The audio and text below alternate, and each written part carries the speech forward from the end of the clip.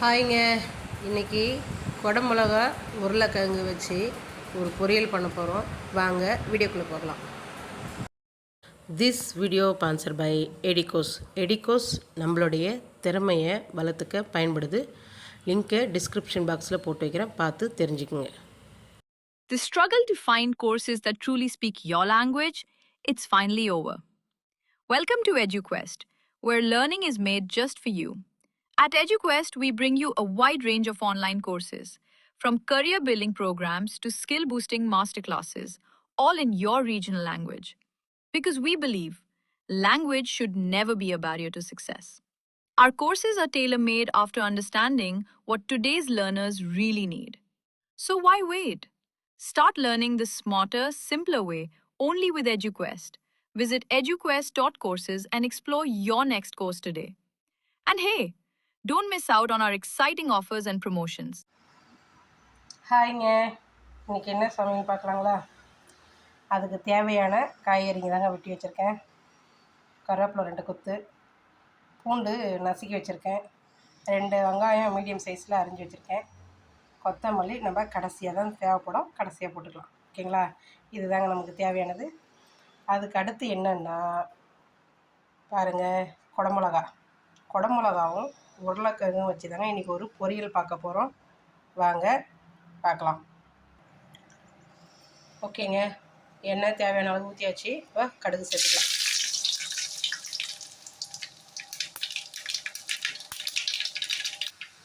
அடுத்து கருவேப்பிலை சேர்த்துக்கலாங்க. அடுத்து வெட்டி வச்ச வெங்காயம் சேர்த்துக்கலாங்க. கலரி விடுங்க. அடுத்து பூண்டு சேர்த்துக்கலாங்க. ஒரு 10 பல் பூண்டுங்க, நசுக்கி இந்த மாதிரி வெட்டிக்கிங்க. ஓகேங்களா? கொஞ்சம் நல்லாயிருக்கும். அதே மாதிரி வெங்காயமும் அந்த மாதிரி வெட்டிக்கிங்க, கொஞ்சம் பெருசாகவே இருக்குது அந்த பொரியலுக்கு. ஓகேங்களா? நல்லா வெங்காயம் வதங்கட்டுன்னு கொஞ்சம் லைட்டாக சால்ட்டு சேர்த்துக்கலாங்க. வெங்காயத்துக்கு தகுந்த சால்ட்டு போடுறோங்க. ஏன்னா நம்ம பண்ணுறது பொரியல்ன்றதுனால கொஞ்சம் நம்ம சால்ட்டே சேர்த்துக்கணும். ஓகேங்களா? ஏன்னா கல் உப்பெல்லாம் போட்டோம்னா கொஞ்சம் கரையாது டக்குன்னு, அதனால சால்ட்டு சேர்த்துக்கணும்.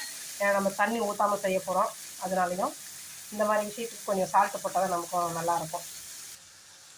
ஓகேங்க, வெங்காயம் தேவையான அளவுக்கு வதங்கிடுச்சு. இப்போது நம்ம வெட்டி வச்ச குடமிளகா சேர்த்துக்கலாம். ஏன்னா நான் வந்து 2 குடமிளகா வெட்டி வச்சுருக்கேங்க. இந்த மாதிரி மீடியம் சைஸில் வெட்டிங்க, ரொம்ப பெருசாகவும் வெட்டாதீங்க, மீடியமாக இருக்கட்டும். ஓகேங்களா? அப்போ தான் நமக்கு காய்க்குள்ளே உப்பும் காரமும் கரெக்டாகவும் இருக்கும். அதே சமயம் சீக்கிரமாகவும் வேகும். ஏன்னா இது வேகிறதுக்கெல்லாம் ரொம்ப நேரம் ஆகாது, சீக்கிரமாகவே வெந்துடும். ஓகேங்களா?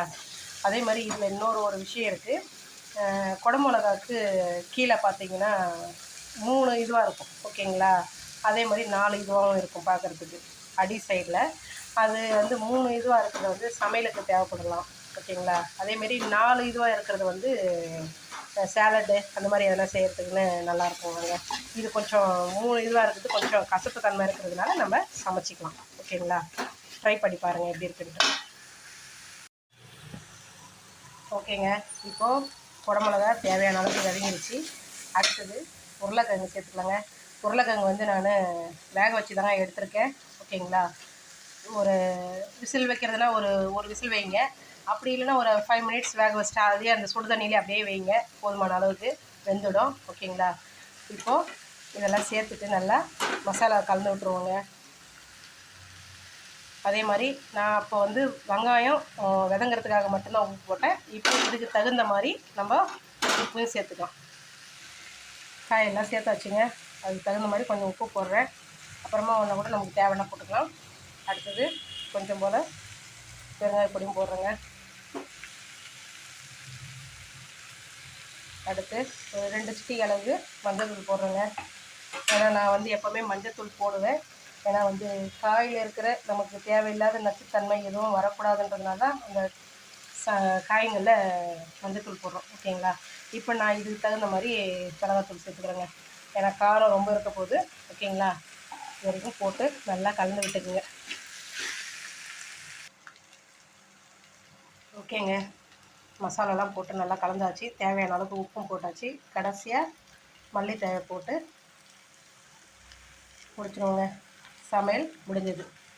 குடமிளகா உருளைக்கிழங்கு பொரியல் எனக்கு தெரிஞ்ச மாதிரி செஞ்சுருக்கேன்.